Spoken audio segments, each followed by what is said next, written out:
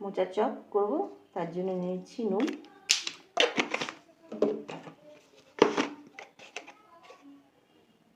হলুদ,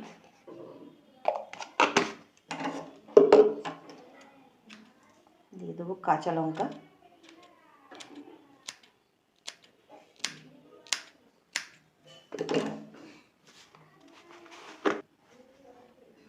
বেসন,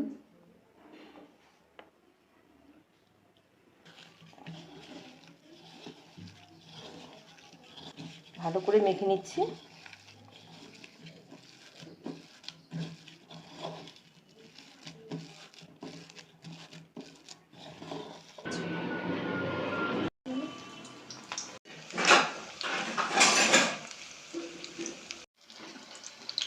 চপগুলো আমি ভাজি, মোচা লাল লাল হয়ে গেলে আমি তুলে নেব। এই যে মায়ের মোচা ভাজা রেডি। সুন্দর গরম গরম মোচা ভাজা এসে গেছে খাবার সময়।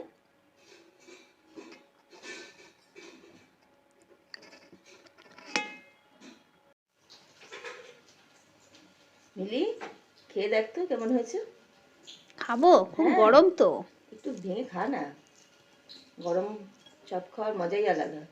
খেয়ে দেখি একটু তাহলে। হ্যাঁ, খা, দেখ, খেয়ে বল আমাকে কেমন হয়েছে। দারুণ হয়েছে, বেশ মিষ্টি মিষ্টি আর ক্রাঞ্চি একদম। ভালো হয়েছে। হুম। খুব সহজ এটা করা, চটপট স্ন্যাক্সেও খাওয়া যাবে, ভাতের সাথেও খাওয়া যাবে, মুড়ি সব কিছু দিয়েই খাওয়া যাবে এটা।